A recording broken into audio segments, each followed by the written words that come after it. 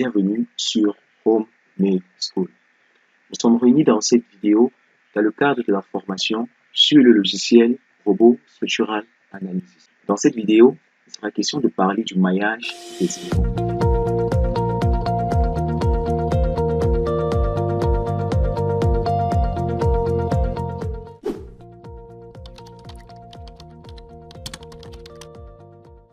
Dans Robot, il y a une fonctionnalité de maillage qui consiste tout simplement à diviser un élément panneau en plusieurs petits carreaux qui recevront chacun leur charge, leur valeur de charge dans laquelle nous pourrons déterminer les efforts qui arrivent au-dessus de ceci. Pour définir tout simplement le maillage, nous définissons le maillage sur des éléments structuraux, c'est-à-dire sur des dalles, des voiles, mais pas sur des bardages. Parce que le bardage n'est pas un élément structurel. Pour définir tout simplement le maillage, nous allons venir ici, qui était cette option de maillage, ceci. Et nous avons là. Nous allons décrire ces différentes fonctionnalités. La première fonctionnalité, c'est la fonctionnalité de génération du modèle de calcul. Ceci permet tout simplement de générer le maillage après avoir calculé. Ici, je vais mettre arrêter. Oui, parce que je n'ai pas encore défini mes différents modèles. Le deuxième ici me permet tout simplement de définir le modèle de calcul du panneau. En cliquant dessus, on va se placer tout simplement sur le modèle de calcul COC. À quoi renvoie le modèle de calcul? Le modèle de calcul définit tout simplement les rétissages qui sont pris en compte ou si le calcul d'éléments finis sont pris en compte. À l'intérieur de chaque modèle de calcul, il y a des valeurs, il y a des considérations bien établies. Considérons par exemple le modèle COC. Lorsque je prends le modèle COC, vous voyez que dans rigidité élastique, j'ai tout simplement élément fini de type. Ici, j'ai COC. Ici, j'ai pas de rétissage. Ici, j'ai analytique, élément fini. Tandis que si vous mettez par exemple sur plancher diagramme, tout simplement en double cliquant ici, vous voyez qu'ici, vous avez rétissage par diagramme, vous n'avez pas d'élément fini. Nous allons travailler avec le modèle COC, tout simplement, qui prend en compte les éléments finis de type COC. Je vais fermer et je ferme ici. Ensuite, nous avons ici tout simplement les options de maillage. Les options de maillage peuvent être changées initialement lorsque nous étions dans Outils, Préférences de la tâche, et ici en bas, maillage. Vous vous rappelez qu'ici, on a choisi un maillage normal et on avait la possibilité de venir ici. Cette option de maillage, pour l'accéder, on accède encore ici. Lorsque j'arrive sur l'option de maillage, premièrement, j'ai deux onglets. J'ai méthode de maillage et j'ai paramètres de la méthode de maillage. Ici, nous allons choisir l'option Delaunay, car l'option Kunz, l'option Delaunay est plus adaptée pour des éléments plans, tandis que la méthode Kunz est adaptée pour des éléments courbés. Ici, nous allons voir la taille de génération du maillage. Nous allons prendre cette taille dépend de plusieurs paramètres. Et le paramètre le plus intéressant, c'est tout simplement la base de l'élément d'appui. C'est-à-dire que lorsque nous considérons par exemple notre élément qui est une dalle, la base de l'élément d'appui sera tout simplement la base de notre poutre. Raison pour laquelle ici, rappelez-vous que nous avons défini là des poutres de 15 x 40, c'est-à-dire que la largeur de base était de 15. Donc là, nous allons prendre un maillage de taille 0,15. 0,15. Ici, vous pouvez vous mettre sur automatique et tout simplement définir en fonction du nombre de divisions ou sur utilisateur. Mais là, on va tout simplement se placer sur taille de l'élément sélectionné à 0,15. Là, vous avez tout simplement les paramètres de la méthode. Vous voyez, on parle de maillage régulier. Nous allons modifier ça encore dans les options avancées. Nous rentrons ici et nous venons sur options avancées. Dans options avancées, vous voyez que là, vous avez maillage rare, fréquente, recommandé, paramètre la taille de l'élément qui est tout simplement considéré.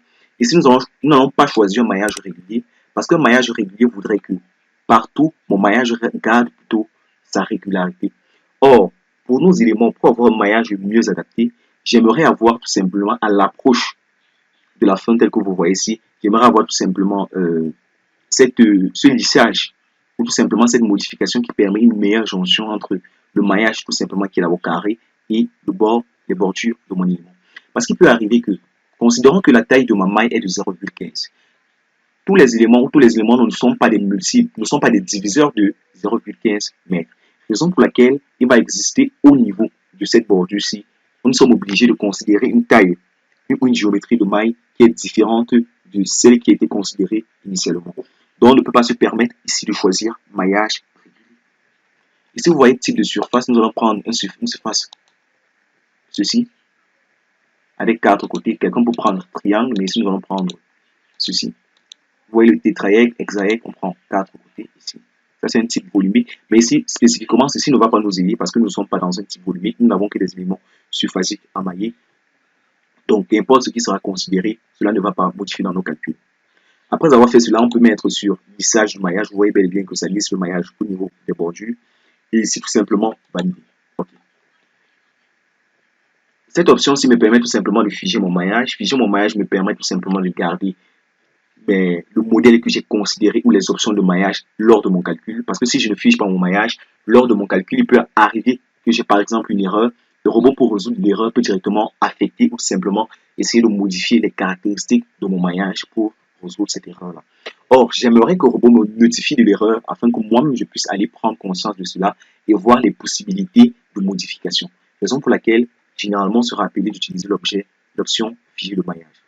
Lorsque vous avez figé le maillage, forcément, vous avez donc libéré le maillage. Après, là, nous avons généré le maillage local. Ça, c'est lorsqu'on veut générer le maillage pour un seul élément. Je peux générer le maillage de toute ma structure lorsque je viens ici. Je peux générer le maillage pour un seul élément ici. Ici, nous avons supprimé le maillage local. Et là, nous avons tout simplement émetteur. Émetteur consiste tout simplement ou est plus utilisé dans le système de dalles champignons. Ce sont les dalles tout simplement où nous avons un poteau qui arrive en poinçonnement sur cette dalle. Nous n'allons pas étudier ces cas pour ce cas d'étude-ci. Donc, nous allons nous arrêter ici. Après avoir fait ça, nous allons tout simplement lancer sur générer le modèle de calcul de maillage. Et là, nous allons patienter.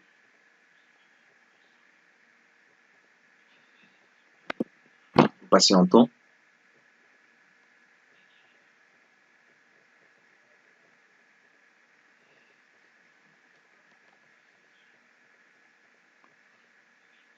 Créer l'élément de calcul.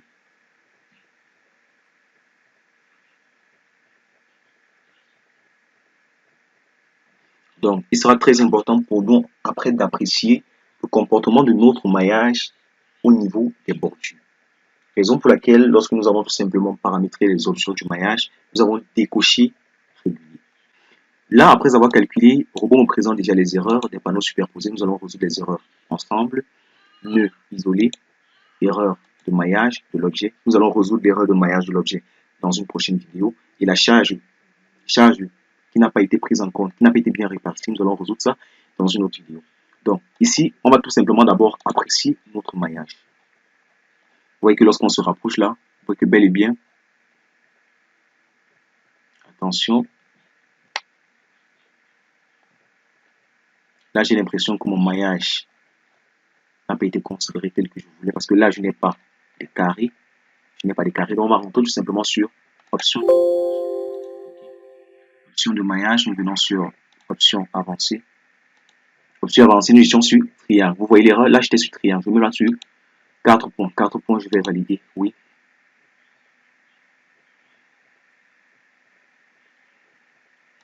Ok. Je vais régénérer mon maillage. Là, on va patienter.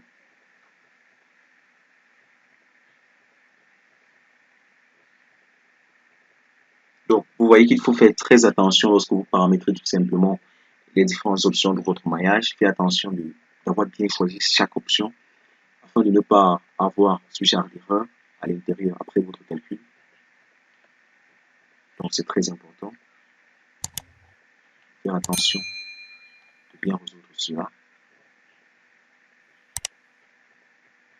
Vous voyez que, pareillement que lorsqu'on calcule, les erreurs robot nous affichent tout simplement nos erreurs. Très bien. Là, vous voyez que on a refermé. On va résoudre les erreurs dans une autre vidéo. Là, nous allons tout simplement apprécier notre maillage. Vous voyez qu'il est tout simplement fait d'éléments carrés. Et au niveau des bords, vous voyez qu'ici, je n'ai pas un maillage régulier. Ça veut dire qu'au niveau des bords, on va tout simplement adapter un certain lissage propre aux bordures de mon élément. Vous voyez, ici, c'est bon, mais ici, je n'ai pas de maillage régulier. Nous sommes parvenus aux objectifs de cette vidéo. Il était tout simplement question de parler du maillage et des éléments finis. Nous avons vu comment essayer de mailler notre nos différents éléments panneaux et comment essayer de générer les options de calcul. Dans la prochaine vidéo, nous allons tout simplement voir le paramétrage du calcul statique et les résultats de RDM. Donc, on se donne rendez-vous dans la prochaine vidéo. Et d'ici là, portez-vous bien.